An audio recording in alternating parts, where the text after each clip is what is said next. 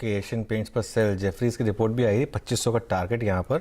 और काफ़ी selling pressure और बहुत टाइम के बाद, जैसा मैं कह रहा था, अगर 30 मार्च को ये स्टॉक 3050 के नीचे बंद होता है तो काफ़ी समय के बाद ऐसा होगा कि स्टॉक फाइनेंशियल ईयर में नेगेटिव रिटर्न जनरेट करेगा। और 2500 का टारगेट जेफरीज पर यहाँ पर था इनका। चलिए, अब दो ट्रेड्स रह गई हैं, एक अमित जी की और एक राजेश जी की। अमित जी, आपके ट्रेड? जी अनुज जी, मेरी ट्रेड इस समय रहेगी एल एन टी में हम कंटिन्यूअस ट्रेंड देख रहे हैं। कल का भी जो इसने गेन गिव अप कर दिया था, ऑलमोस्ट उसको आज रिकवर कर रहा है वापस। 2230 का प्राइस है, स्टॉप लॉस 2210 रुपए का रखेंगे और टारगेट 2270 रुपए के रहेंगे। ओके, चलिए, तो ये हो गई कॉल एल पर बाय कॉल इस समय। राजेश जी, आपकी ट्रेड? अनुज जी, देखिए मेरी नजर है एचडीएफसी लाइफ पे। कल भी हमने इसमें मोमेंटम देखा और ये मोमेंटम अभी भी कंटिन्यू है। यहाँ पे देखिए, जैसे 500 के ऊपर ट्रेड करेगा, यहाँ पे शॉर्ट कवरिंग और तूल पकड़ेगी करीबन करीबन 520 तक, 518 520। So it's a buy in HDFC life. आपका स्टॉप लॉस होगा 492 का।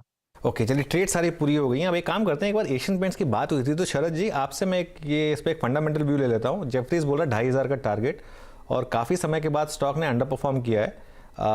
ये अपॉर्चुनिटी है या फिर अब इसका टाइम हो गया? मतलब ठीक है, 20 साल 30 साल बहुत अच्छे रहे, लेकिन अब फाइनली इन लेवल्स पर थोड़ा दिक्कत।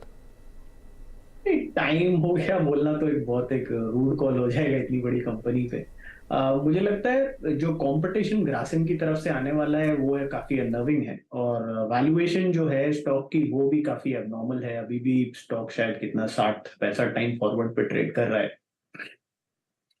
तो मुझे लगता है एट बेस्ट आपको टाइम करेक्शन थोड़ा और देखने मिल सकता है। हो सकता है अगले साल 1.5 साल आपको और कोई रिटर्न्स ना जनरेट हो।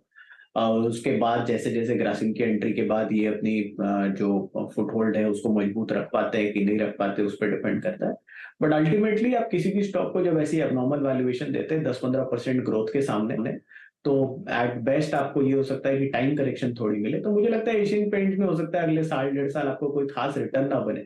और अगर आप इन्वेस्टर की तरह देख रहे हैं तो मुझे लगता है जिन वैल्यूएशन पे ग्रासिम अवेलेबल है वहां ये पेंट बिजनेस में, क्योंकि ये जीरो बेस से आप स्टार्ट कर रहे हैं, तो वहां अगर इंप्रूवमेंट आती है तो कोई भी इन्वेस्टर ये सोचेगा कि मैं ग्रासिम पे बेट करूं इन वैल्यूएशंस पे रादर देन एशियन पेंट्स पे इन वैल्यूएशंस पे बेट करूं। बट बहुत कुछ देखना पड़ेगा अगले साल 1.5 साल में कैसे ग्रासिम का बिजनेस शेप अप होता है। बट इन वैल्यूएशंस पे अभी भी थोड़ा महंगा है, तो मुझे लगता है और 20-25% करेक्शन भी आ सकती है अगर जल्दी में आती है। बट बेस्ट केस मेरे को लगता है कि आपको टाइम करेक्शन ज्यादा मिलनी चाहिए जहां स्टॉक लार्जली रेंज बाउंड रहे, साल 1.5 साल में कुछ ज्यादा पैसा ना बने।